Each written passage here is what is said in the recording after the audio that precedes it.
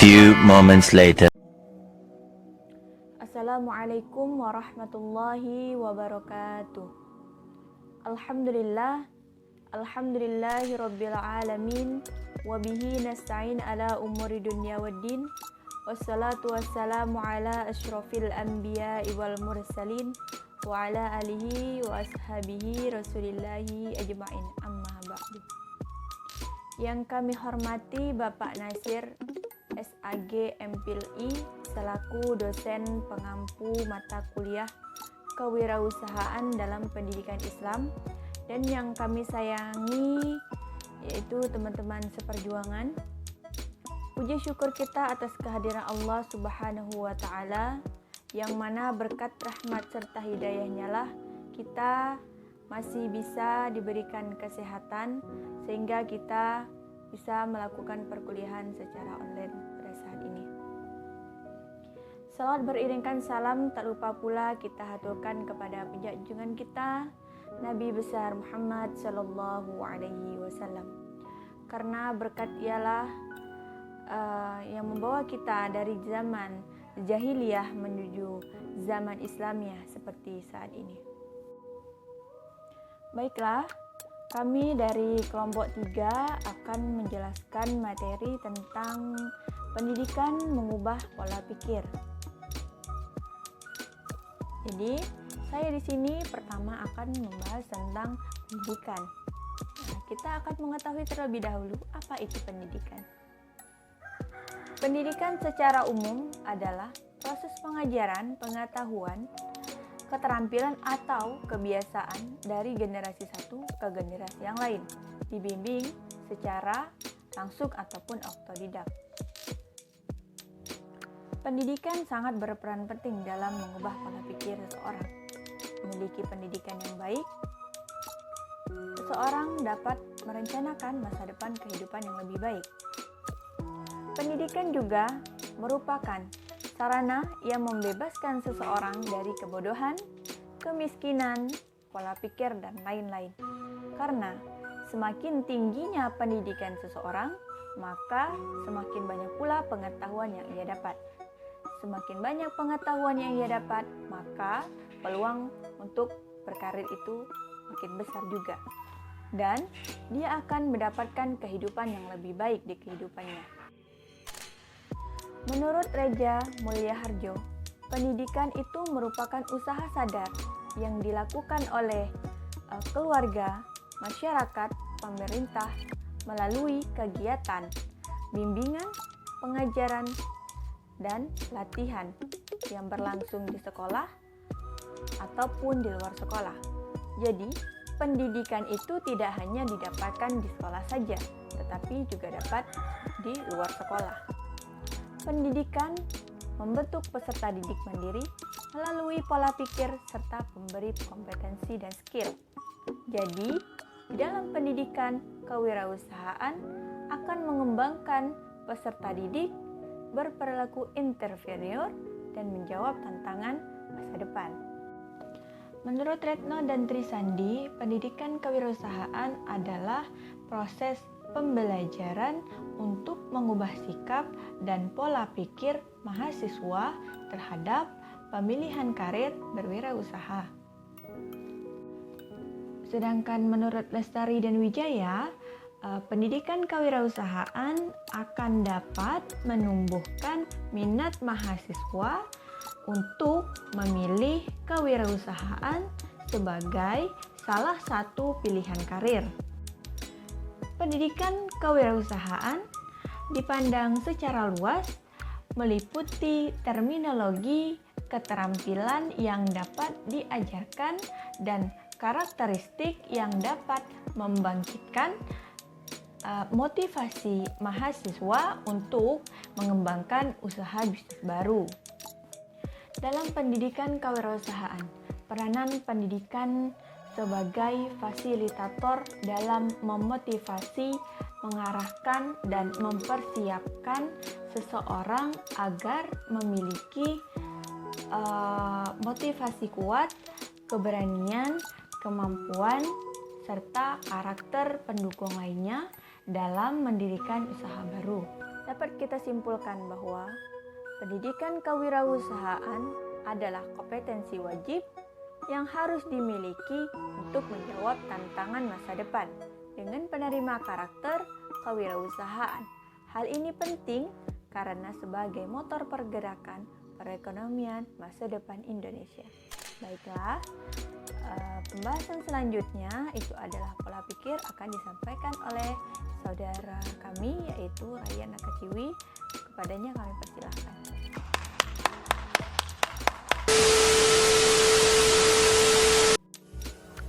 Bismillahirrahmanirrahim. Yang pertama, istilah pola pikir mindset mengandung arti sikap, mental, ataupun keinginan. Nah, dalam diri pewirausaha atau wirausahawan akan sulit berkembang tanpa adanya mindset dalam dirinya. Maka dari itu, sikap, mental, ataupun keinginan itu sangat penting, itu sangat diperlukan supaya dapat mengembangkan usahanya agar menjadi sukses. Yang kedua, sikap menentukan perilaku. Perilaku akan mendatangkan hasil tertentu. Nah, ini karena sikap kita, maka itu sangat menentukan kita ke depannya. Bagaimana perilaku kita dalam berwirausaha. Jika bagus, baik, maka akan baik pula hasil ke depannya. Yang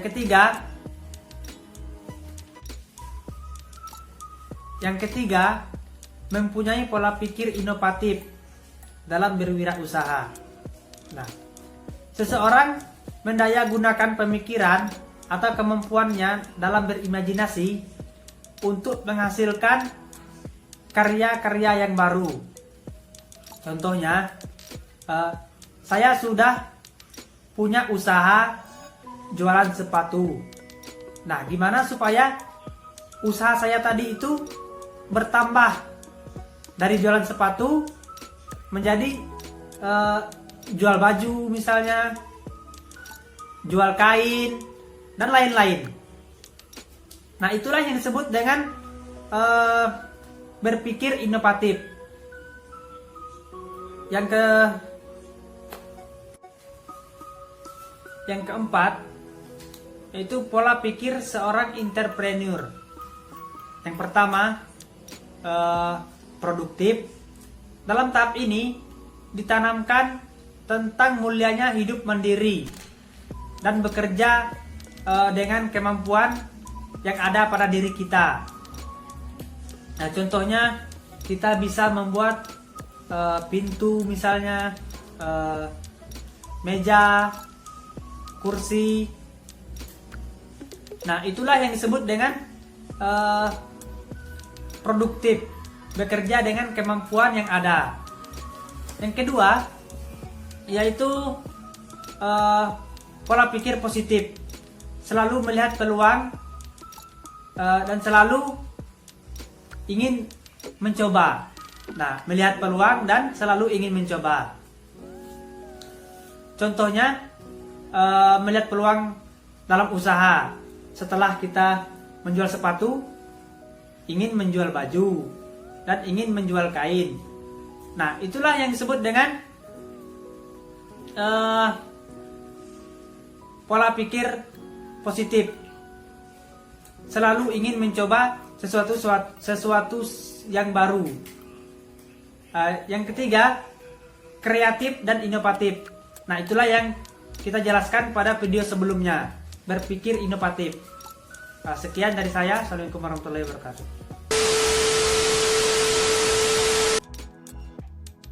Pendidikan mengubah pola pikir.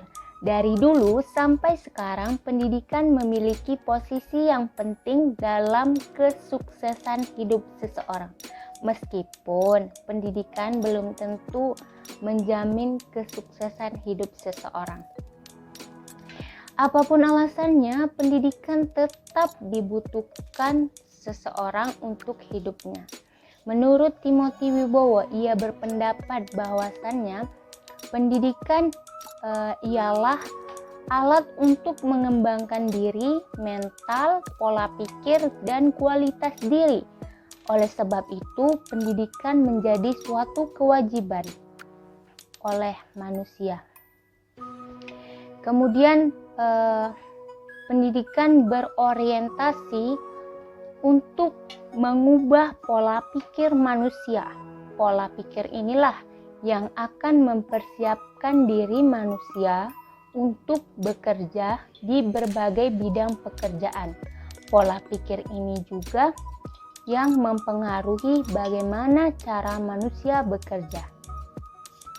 Kemudian ada 5 hal yang berperan penting dalam mengubah dan membentuk pola pikir. Yang pertama adalah orang tua.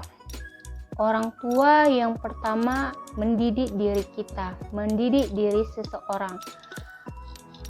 Nah, untuk sebuah pertumbuhan yang baik, maka orang tua tersebut harus memiliki pendidikan yang lebih baik. Kemudian pendidikan atau sekolah. Pendidikan atau sekolah akan membentuk dan merubah pola pikir kita. Karena dengan motivasi, dengan pelajaran yang diberikan oleh guru akan mendorong kita untuk merubah pola pikir. Nah, kemudian sahabat. Manusia cenderung meniru di sekitarnya. Maka dari itu seseorang perlu orang-orang yang baik untuk di sekitarnya. Tapi tidak menutup kemungkinan dia juga berteman dengan yang kurang baik, namun dia tidak bersahabat, hanya sekedar berteman, tidak meniru atau mencontoh perilaku buruknya, tapi mengambil hal-hal yang bisa diambil, hal-hal yang bersifat positif.